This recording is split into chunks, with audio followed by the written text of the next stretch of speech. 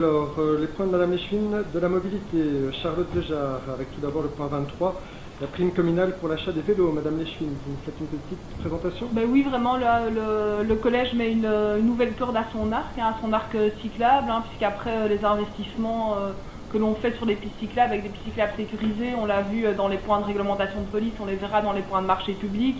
Après les abris vélos sécurisés, on a parlé le mois passé. Après les aspects de formation pour de mettre les gens en selle. Et puis après aussi l'aspect des vélos qu'on peut louer grâce au subside de la ville de Mons. Aujourd'hui, on met en œuvre à partir du 1er juillet, donc pas à partir d'aujourd'hui, une prime visant à encourager les Montois à faire l'acquisition d'un vélo. Donc vraiment d'essayer d'être le plus complet possible dans la politique cyclable que nous menons. Beaucoup. Alors, je vois des demandes d'intervention. Monsieur Dufran, Monsieur Le Tank, Madame Brichot et Monsieur Kievi. Je commence par Monsieur Dufran. Comme il vous plaît. Mais voilà, oui, donc sur le principe, évidemment, on n'a aucun souci à ce qu'il y ait des primes pour les vélos. Ça s'est fait dans d'autres villes et c'est très bien comme ça. Après, on a quand même quelques questions qui sont liées au règlement communal qui va régler l'octroi de cette prime. Donc pour rappel, pour que les gens nous comprennent bien, c'est que la prime octroyée correspond à 20% du prix d'achat du vélo et elle est tout de même plafonnée à 100 € pour un vélo de type classique, à 200 € pour un vélo à assistance électrique qui coûte évidemment plus cher et 400 € pour un vélo cargo. Donc voilà, sur ce principe, rappelons aussi que le budget total est de 50 000 €. Donc nous, ce qu'on voudrait savoir, c'est de savoir s'il va perdurer dans le temps où on est sur un one-shot, c'est-à-dire juste une année où on va cette prime.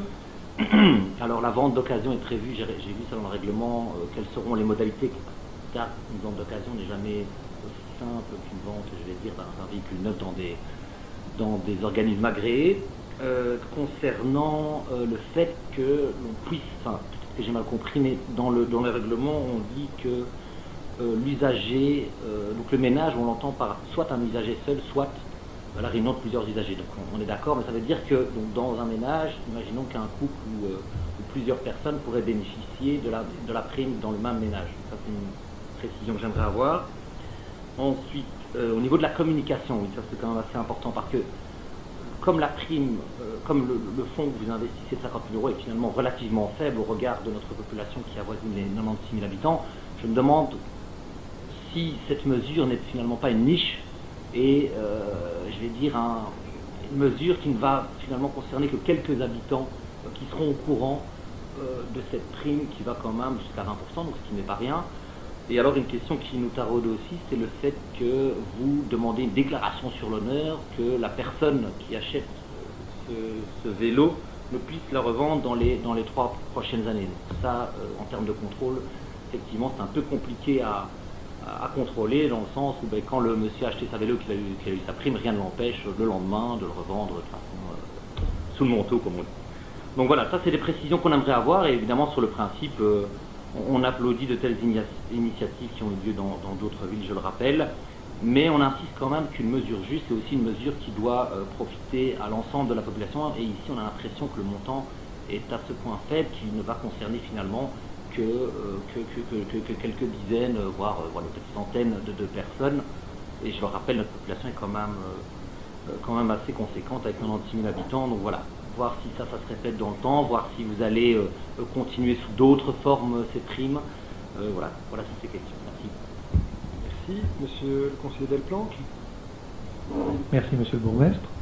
Alors, de notre côté, nous soutenons également le principe de cette prime, mais nous avons quand même 2 bémols à apporter. Tout d'abord, sur le caractère forfaitaire de cette prime, nous trouvons de façon générale anormal qu'une prime ne soit pas associée à des conditions de revenus. 20% du prix d'achat, on va dire, c'est déjà pas mal, d'accord, mais si un allocataire social doit quand même encore mettre, mettons, 400 € pour un vélo neuf, 400 € qu'il n'a pas, on ne voit pas comment de bas revenus pourraient profiter de cette prime. Ensuite, nous regrettons que cette prime ne puisse être destinée qu'à l'acquisition de vélos. Certains usagers de la voiture ne peuvent pas renoncer à la voiture autrement que par les transports en commun, tout simplement pour des questions de santé. Donc voilà, mais je rappelle, nous restons favorables au principe de cette prime. Merci beaucoup. Alors, Madame Brichot. Pour ma part à moi, je tiens quand même à féliciter le collège pour pour son engagement pour favoriser la mobilité douce. Je vais peut-être me répéter, mais on parle de la prime communale. Pour tout type de vélo, c'est quand même bien. Et surtout 20% du prix d'achat, je trouve que c'est une très bonne initiative. Voilà. Merci Madame la conseillère. Et je termine avec Monsieur Kévy. Je vous en prie. Donc, évidemment, on s'associe aux réjouissants, je dirais, qui vont permettre, qui donnent une impulsion claire du collège pour faciliter les changements de comportement. Juste signaler aussi aux citoyens montois qui pourraient être concernés et qui ont envie de profiter de cette prime, qu'elle sera cumulable avec la prime qui sera donnée par le gouvernement wallon. Donc voilà, on peut cumuler ces deux primes, donc l'incitant devient très, très clairement intéressant en termes de changement de comportement. Merci Monsieur le conseiller. Madame Leschwin, bonne réaction. Oui, merci. Mais donc, tout d'abord, par rapport au nombre de primes qu'on pourrait octroyer avec le crédit de 50 000 €, mais donc en fonction évidemment du type de vélo qui est acheté, sachant qu'on peut commencer avec des vélos à 200 € et que la prime, elle, peut aller jusqu'à 400 €, ça nous fait un calcul rapide. On pourra octroyer entre 125 et 1000 primes en fonction évidemment du nombre de vélos qui sont rentrés. On a un peu regardé ce qui se faisait dans les autres villes pour voir si on n'était pas totalement fou avec un budget rikiki. Donc au niveau par exemple de Namur, sur les 5 dernières années, ils ont dépensé 180 000 €, donc ça fait 36 000 € par an. Nous on est sur 6 mois avec 50 000 €. Au niveau de Uccle, où on partage la majorité avec votre couleur politique, on est sur 80 000 € par an, donc ça fait 40 000 sur une demi-année. Donc on est vraiment dans les normes de ce qui peut se faire ailleurs, et donc on espère pouvoir satisfaire les primes. Au pire, je vous rappelle qu'il y a toujours une modification budgétaire qui est prévue encore d'ici la fin décembre, et l'objectif c'est de la pérenniser, mais on le verra au niveau des discussions budgétaires. On va faire le budget 2021 ici maintenant. Au niveau de la publicité qui en sera donnée, dès que le règlement sera approuvé, il sera évidemment disponible sur le site internet de la ville de Mons. On fera des articles dans le Mons Mag, on utilisera les réseaux sociaux pour valoriser cette prime, mais aussi pour valoriser en parallèle la prime cadenas qui permet de sécuriser son vélo. On profitera aussi de la prime pour montrer aux citoyens qui la recevront quelles sont les aides que la ville peut leur apporter. Donc ils auront un petit fichier explicatif avec les box vélo, avec la prime cadenas, je l'ai dit, mais aussi avec toutes les formations qui sont données avec le soutien de la ville de Mons pour justement se lancer à vélo, la formation rouler en ville et des choses comme ça. Au niveau de l'engagement sur l'honneur, c'est quelque chose qui se fait dans d'autres communes. On a envie de faire ça, donc de demander aux personnes de le garder 3 ans. On ne pense pas que les Montois soient plus roublards que les habitants d'autres communes juste à côté, qui ont les mêmes choses dans leur règlement. Maintenant, il faut savoir, vous parliez de la seconde main, qu'on demande d'avoir une facture, donc de passer par un organisme agréé. Quand vous avez une facture pour votre vélo, vous avez votre numéro de cadre, donc un vélo n'est pas un autre, nos vélos ont un numéro, et donc on demandera au service d'être attentif quand une prime sera demandée pour un vélo de seconde main, de vérifier si pour le numéro de cadre, une autre prime n'a pas été abordée. Au niveau des transports en commun, on ne fait pas rien. On investit près de 200 000 € par an au niveau du budget pour les transports en commun, pour permettre d'avoir des lignes supplémentaires. Et on avance aussi avec nos collègues d'ETEC qui vivent une période difficile. On le sait, le transport en commun est compliqué pour le moment, donc on travaille vraiment avec eux.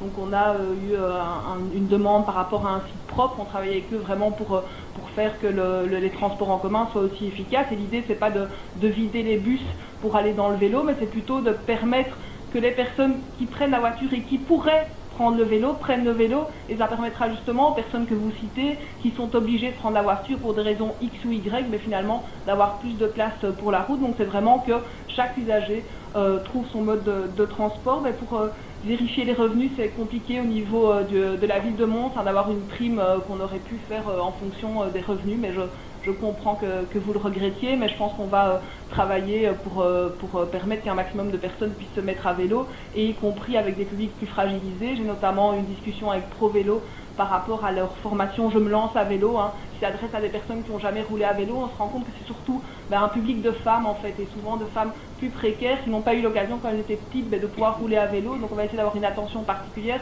pour justement former ce public-là, parce que l'idée c'est vraiment que le vélo il soit partout. Et je pense qu'on a vu pendant le confinement, pour ceux qui ont un peu roulé à vélo ou qui même ont circulé en ville à pied ou en voiture, qu'il y avait déjà un pas qui avait été franchi. On veut vraiment que les gens qui ont commencé le vélo pendant ce confinement restent en selle. Je vous remercie. Merci à vous. Alors dans les répliques, je vois Monsieur Dufrane. Pas d'autres répliques. Monsieur Boucher, Monsieur Dufrane, vous en prie. Sur les ménages, donc merci pour l'ensemble de vos réponses, mais sur les ménages, je n'ai pas vraiment eu de précision. Donc, sur les ménages, c'est 2 primes maximum par ménage. Ok, d'accord. C'est prévu dans le règlement. Ok, la question est vite répondue, mais je vais la faire celle-là.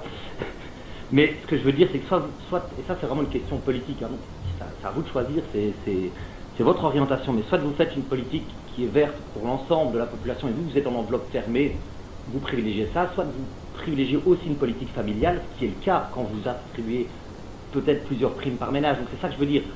Ça, c'est une question politique que vous avez tranchée. Moi, je pense, honnêtement, que nous pensons aussi que si vous voulez que cette politique du tout à vélo, que les gens se mettent vraiment au vélo, il faut absolument la décliner au maximum dans la population et pas que des noyaux familiaux soient privilégiés, vu que votre enveloppe est de fait fermée. Voilà. Ça, c'est une question politique que vous pouvez trancher. Alors, Monsieur Boucher. Merci, Monsieur le Bourgmestre. Simplement pour signaler que cet argent vient d'un budget trop important qui au départ avait été attribué à ProVélo, et quand on vous l'avait dit à l'époque, vous nous avez dit que ça n'était pas le cas. Ça vient du budget. Pas terminé, Madame Dusuisse. Et donc, ça montre quand même qu'à l'époque, les remarques n'étaient pas totalement hors de propos. Et alors, le deuxième élément, c'est que c'est un peu particulier quand vous dites de jurer sur l'honneur de ne pas revendre dans les 3 ans. Je pense que si c'est pour mettre une règle qu'on ne peut pas vérifier, il vaut mieux pas la mettre. Et je crois que c'est plus simple pour tout le monde, ça évite tous les débats. En commission, manifestement, vous avez répondu qu'il y aurait des contrôles. Allez, on ne va pas rigoler, personne ne contrôlera ce genre de choses pour des montants pareils. Par contre, ce qui est important à nos yeux, c'est que ces moyens puissent vraiment être dirigés vers les personnes qui en ont réellement besoin. Parce que faire des primes dans tous les sens, c'est l'hélicoptère monnaie. Je sais que c'est la grande mode politique depuis 2 mois. Le budget n'existe plus, on en parlera plus tard. Les contraintes budgétaires n'existent plus. L'endettement, c'est quelque chose qu'on a totalement oublié.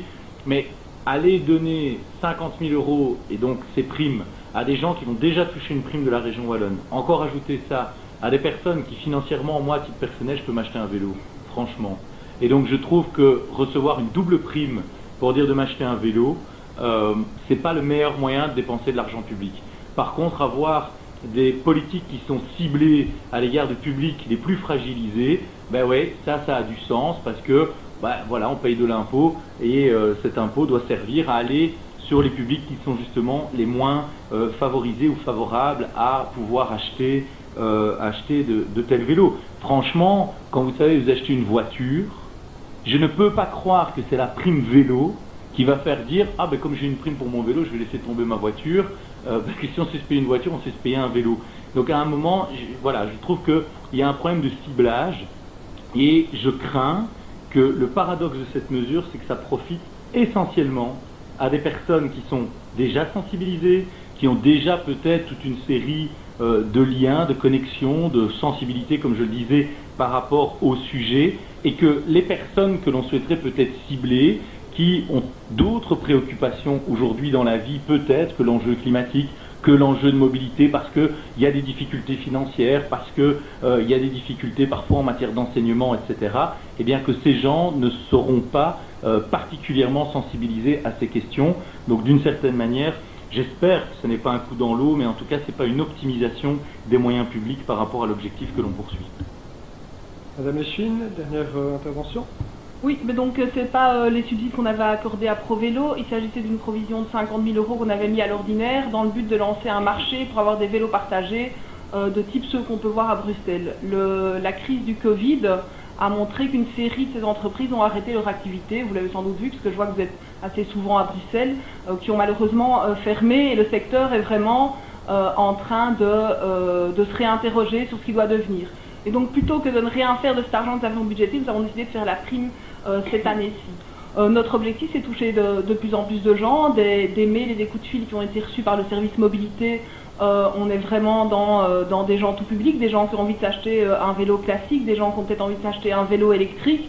Et donc oui, on essaie de toucher le plus grand nombre, et les écueils que vous dites, c'est pas des écueils que j'ai rencontrés quand j'ai discuté avec les autres villes qui font cette prime, des villes où par ailleurs vous êtes en majorité, avec nous ou sans nous, parfois tout seul, et visiblement ce qui est bon dans les communes MR n'est pas bon pour Mons, et donc je m'en étonne.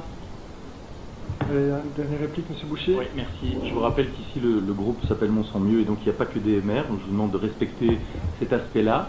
Et sur le deuxième principe, Madame Dejarre, vous savez, je sais qu'on me prête énormément d'influence sur toutes les décisions qui sont prises par des gens de ma formation politique, mais je respecte l'autonomie communale, et donc je laisse mes élus locaux décider comme ils le souhaitent, et c'est pas pour autant que j'aurais fait tout pareil dans toutes les communes, donc la question ne se pose pas. Je suis conseiller communal de la ville de Mons, je vous dis juste qu'à mon sens, il aurait été plus pertinent de cibler. Et le deuxième élément, vous avez parlé des sociétés de location, il y a justement toujours des sociétés actives de location. Et c'est vrai qu'aujourd'hui, un des grands problèmes de mobilité, c'est que tout le monde est un petit peu l'esclave de son moyen de mobilité. Donc si vous avez une voiture devant votre maison, vous vous sentez obligé de tout le temps utiliser votre voiture. Si vous avez le vélo, parfois vous aimeriez pouvoir utiliser la voiture l'un ou l'autre jour pour des besoins spécifiques, vous ne l'avez pas nécessairement sous la main. Même chose pour le transport en commun. Donc je crois qu'une vraie politique de mobilité bien pensée, et le défi est encore plus grand à un niveau fédéral et régional, donc une ville ne peut pas résoudre à elle seule ce genre de difficultés, c'est de permettre plus de flexibilité dans le choix du moyen de transport, c'est-à-dire effectivement des vélos partagés, des voitures partagées, qu'on puisse avoir des cartes d'accès communes au transport en commun et à ces moyens partagés. Je pense que ça, c'est un investissement qui permet plus de souplesse, plus de flexibilité. Et encore une fois, je l'ai dit, si c'est pour de l'achat, celui qui envisage aujourd'hui l'achat d'un vélo électrique, eh bien, je peux croire, mais je me trompe certainement, qu'il va voir cette prime comme un effet d'aubaine, mais je n'estime pas, et on n'a pas d'études, donc c'est une impression contre une autre impression, qu'il aurait attendu la prime de la ville de Mons pour le faire. Et donc c'est un petit peu dommage d'utiliser 50 000 € pour un effet d'aubaine. Je peux comprendre que, voilà, ça vous donne le sentiment de dire on a fait quelque chose pour la mobilité. Je n'ai pas le sentiment qu'avec ce montant-là, il n'y avait pas des choses plus pertinentes à mener. Merci beaucoup. Moi, je veux simplement vous dire qu'on a été interpellé par plusieurs personnes qui nous ont dit qu'elles allaient acheter effectivement un vélo grâce à l'incitant constitue cette prime et celle de la région wallonne, et que le choix du collège a été de ne pas exclure les classes moyennes de ce dispositif, et donc c'est la raison pour laquelle on a fait ce choix. Alors au niveau du vote, est-ce qu'il y a des difficultés ou est-ce que... Oui, alors M. Boucher pour MEM. Nous, pour les raisons qu'on a évoquées, c'est-à-dire pas une stratégie globale mais juste un coup par coup, on va s'abstenir sur le point parce qu'on n'est pas contre les vélos, mais on trouve qu'il faut une politique qui est plus ambitieuse en matière de mobilité. Alors, pour les autres groupes, est-ce qu'il y a une difficulté sur le vote? Non, donc on enregistre uniquement l'abstention d'MEM. Je vous remercie. Alors nous en arrivons au point de M. Léchevin Chilisakis, donc c'est le point 24. Pas de souci.